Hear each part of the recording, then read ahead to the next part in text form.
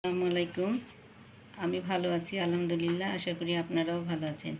আজকে আমি আবারও একটা রেসিপি নিয়ে এসেছি। আমি খাসির মাংস এবং খাসির কলিজা দিয়ে তরকারি রান্না করব। তো চলেন আমি একটু দেখিয়ে দিই যে কলিজাটা কিভাবে পরিষ্কার করব।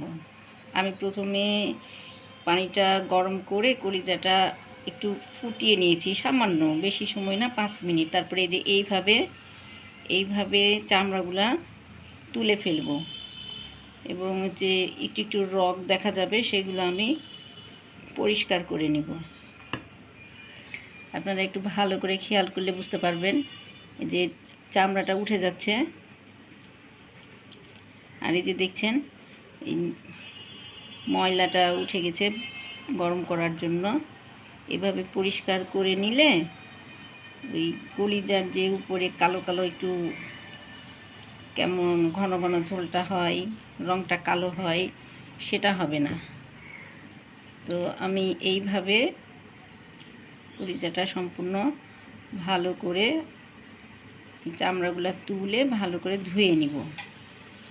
এতে মাংস আর কলিজা একসঙ্গে মিশে যাবে আর একই রকমই লাগবে, তরকারিটা কালো হবে না। তাহলে আমি এইভাবে সম্পূর্ণটা ধুয়ে নিচ্ছি। যে আমি কলিজাটা ভালো করে ধুয়ে নিয়েছি, দেখেন একদম পরিষ্কার হয়ে গেছে, মাংসর মতনই মনে হচ্ছে। এইভাবে ধুয়ে নিলে যে মাংসের ঝোলটা কালো হবে না। তো চলেন এবার রান্না শুরু করি। আমি গ্যাসে কড়াই বসিয়ে দিয়েছি। এখন আমি আধা কাপ তেল নিলাম, দিয়ে দিচ্ছি 2টা দারচিনি, 6টা এলাচ, 8-10টা গোলমরিচ, কয়েকটা লবঙ্গ, 8-10টা মতন লবঙ্গ,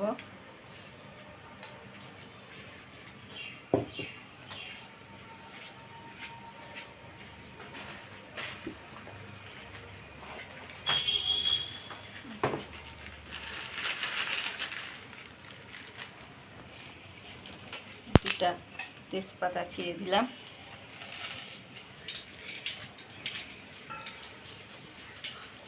এবার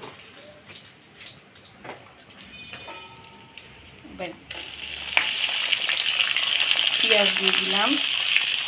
পেঁয়াজটা একটু বাদামি হয়ে আসলে আমি বাকি মশলাগুলো দিব।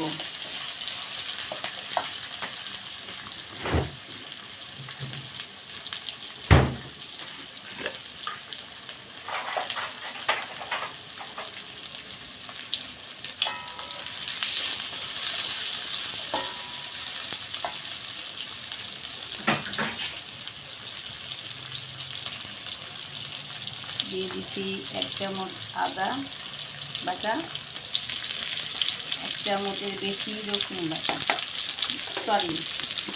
1 চামচ রসুন বাটা, আর হচ্ছে আদা বাটা 1 চামচের বেশি।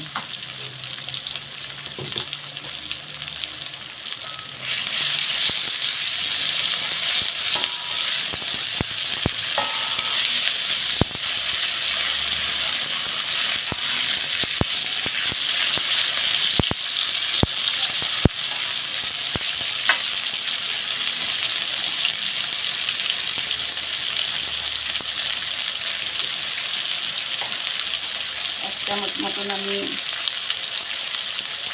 গোটা জিরা দিলাম।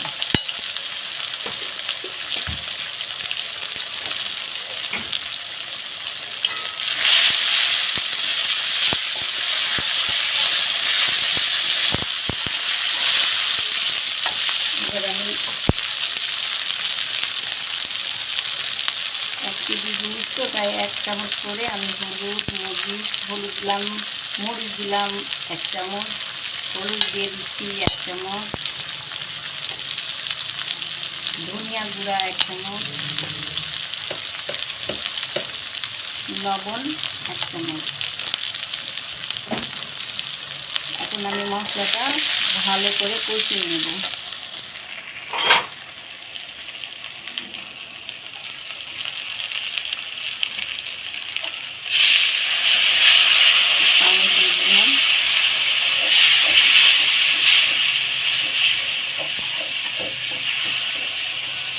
মশলাটা কাঁচা গন্ধ যাওয়া মাত্রই আমি মাংসগুলো দিয়ে দিব।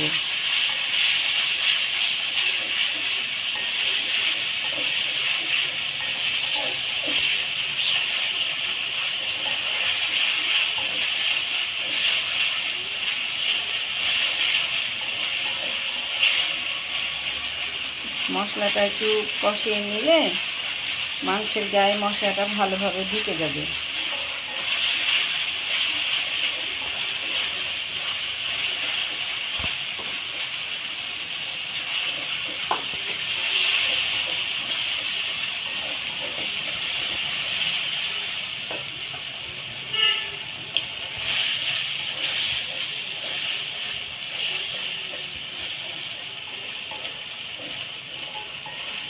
এভাবে আমি কষিয়ে নিচ্ছি, আপনারাও এভাবে কষাবেন, তাহলে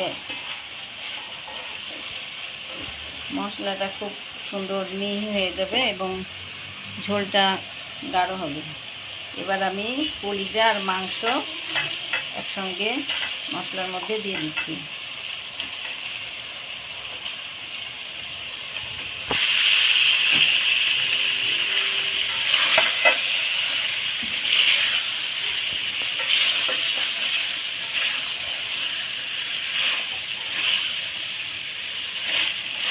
এরকম আমি খুব হালকা জালে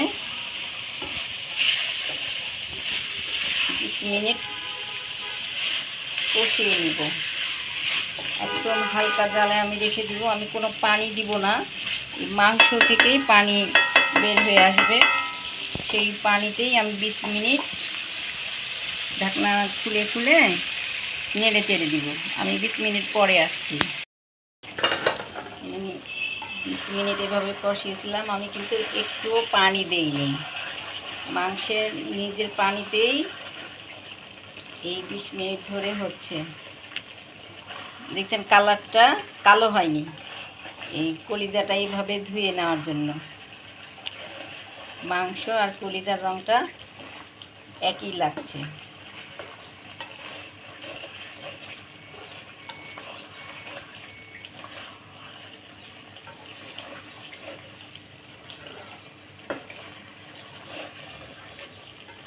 খাসির মাংস তো আমি এইভাবেই আস্তে আস্তে কষিয়ে নিব। আমি আজকে প্রেসার কুকারে দিব না,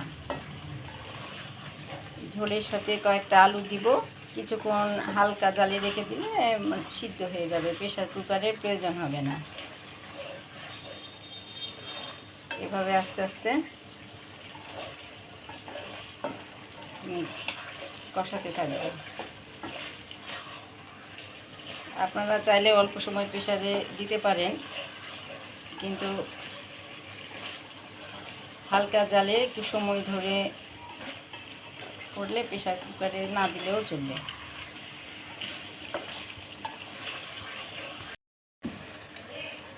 এভাবে আমি ঢাকনা খুলে খুলে কিছুক্ষণ পর পর নেড়ে চেড়ে দিব।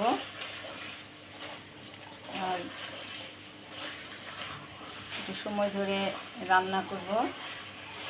আমি আবারও 20 মিনিট পরে আসছি। আমি এমনি একটু ঢেকে রাখবো। ঢাকনা খুলে দেখি, আমি স্কিপ করার অবস্থাতে আমি 20 মিনিটেরও বেশি এভাবে রান্না করেছিলাম। এখন আমি ভেজে রাখা আলুগুলা দিয়ে দিব।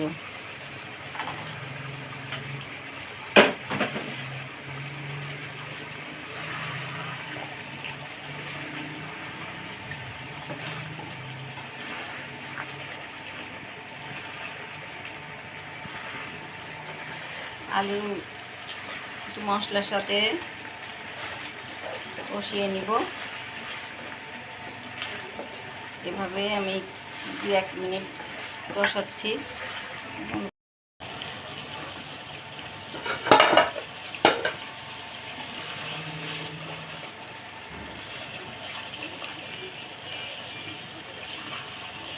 এভাবে আমি মাংস আলু একসঙ্গে কষিয়ে নিয়েছি। এবার কিছু গরম পানি আমি দিয়ে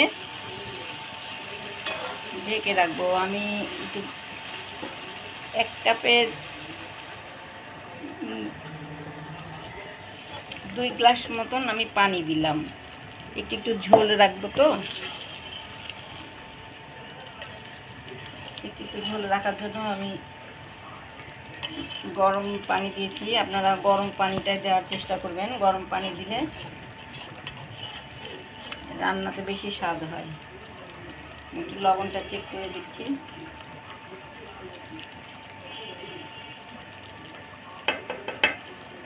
লবণ একটু দিতে হবে।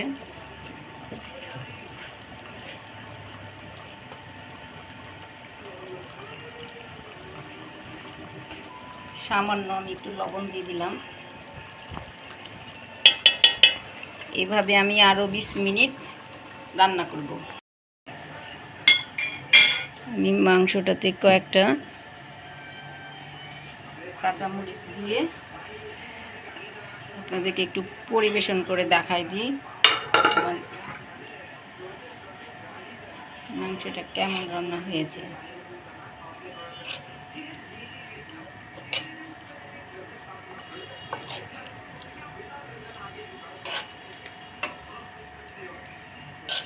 কলিজাটা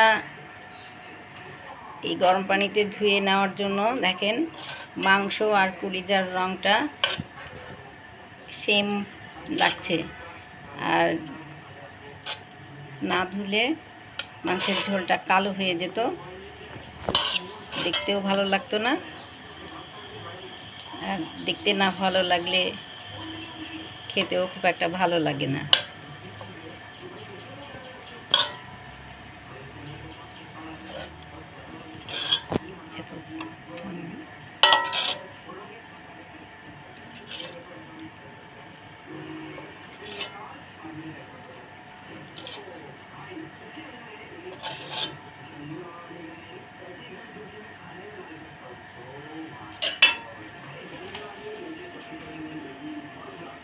তো আমার খাসির মাংস কালিজি দিয়ে অল্প একটু আলু দিয়ে মাখা মাখা তরকারি রান্না করলাম।